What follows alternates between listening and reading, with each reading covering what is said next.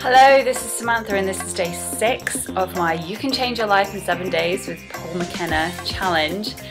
I'm really enjoying it and I can't remember if I gave some feedback yesterday, but I just wanted to share that I have really been feeling a lot better.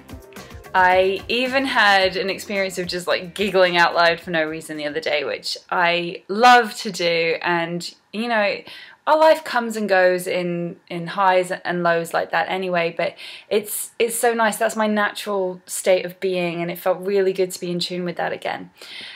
What it has provided me with is lots and lots of food for thought, but also many resources. So if a problem comes up, I'm finding I'm looking at things from many different directions, and what's so wonderful is this book it's almost like a culmination of many things that I've been learning over the years, and so I feel I can pick it up quite quickly, and I'm sure it's written that way anyway. It may have nothing to do with what I've learned, but it feels like, oh, and I can add this in and I can do this, and it's just that, you know, life happens. Problems happen all the time, relationships happen, situations happen, and just to have a few more tools in your box to be able to deal with them, it makes me more confident, it makes me feel lighter. So that's what's going on at day 6 so far. So day 6, what are we talking about today? We are talking about money, creating money. Anyone care about money? Has anyone read hundreds and hundreds of books about making money, started looking into the law of attraction, still feeling frustrated? This chapter is great, and there are 2 things that I want to point out from it that I thought were really key. Excuse me. One of them is some interesting games that you can play with kind of law of attraction, but getting into the mindset of having lots of money. The other thing is about taking action, and I'll talk more about that in a moment. First, let me just start you with a little quote that he has in here. It's by Jim Rohn. If someone hands you $1 million, best you become a millionaire, or you won't get to keep the money. Huh? If someone hands you $1 million, you better become a millionaire, or you won't be able to keep the money. Well, someone's given me $1 million. I get to keep the money, it's fine. Not so.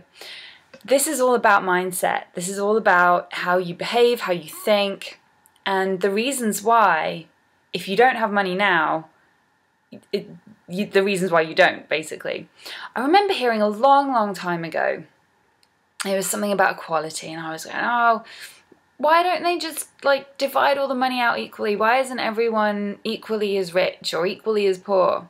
And someone said to me, if they were to take away all the money from everyone in the world and then redistribute it equally, so every person had the same amount of money, within a very short amount of time, the people who were millionaires would be millionaires again, and the people who were poor would become poor again. Now at that time, I didn't really understand why, but I knew on some level that this was true. I knew it was true. And this is where we come to mindset and behavior. If you've never had lots and lots of money, but you want it, you're going to have to start thinking in a different way. You're going to have to start behaving in a different way. And I know from my family, I grew up constantly being told that we did not have enough money. We did not have enough money. I was so aware of that. And I spent much of my life behaving from that mindset. So enough about that. I'm sure we all understand that. What he suggests you do is some active activities. And one thing that he said he did before he became a millionaire was he decided he wanted it. And so what he did was he started actually getting physical checks and physical paying in slips, and he would write them out for large amounts of money. No, we're not talking hundreds, we're talking hundreds of thousands, because this is how much money he wanted to be dealing with, and he needed to feel comfortable with it. So it might sound a bit like, oh yeah, if I had $1 million, that'd be no problem, I'd happily put it in my bank account. Do it. Do it. Get the pay slip, get the check, and write out the numbers and see how it starts to affect you emotionally. See what thoughts go in your head. do it and really feel the emotions, because those are the ones that you need to get cleared, you need to feel free about. So I did this and I tapped any kind of fear or anxiety. Whew, we can let that go. This will never happen to me. Let that go.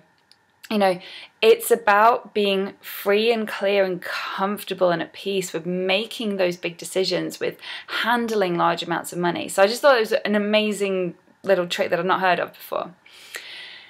The second thing I wanted to talk about was being serious about money. Now, it's been my experience, and from people that I've spoken to, that the law of attraction gets bandied about like, oh, well, if you just sit and visualize that you're a millionaire, then it's all going to happen.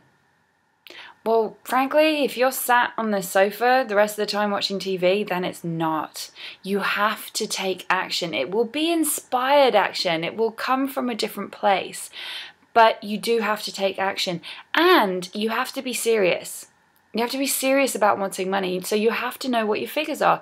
If there's any part of you that's in fear about how much money you have or how much you want to make, or you're still not comfortable talking about it, it's not going to come to you. It has to be something that you're comfortable and at peace with. So he goes through a set of numbers that you have to find for yourself by looking at your own finances. Hands up, I did not want to do this exercise. I didn't, I put it off. But then I did it, and it actually made me feel better.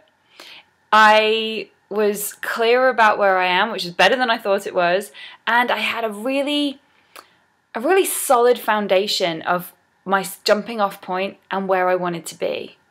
And that in itself is so grounded. We're not taught about money at school. In fact, I think in the British culture especially, we're not supposed to talk about it. That, and most people don't know much about it anyway. Well, let's get it out there. Let's get comfortable with it. Because I know the money that I need now to be able to make the choices that I want to make, to be able to do the things that I want to do and experience the life that I know I'm here to live.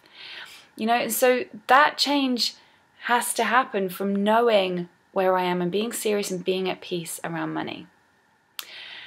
It's a great subject, it's really fascinating, and I have lots of other information from other sources I can pull into this, but there are some great exercises that he suggests you do, and it's grounding. It creates a foundation, it creates some pieces, which is what we need.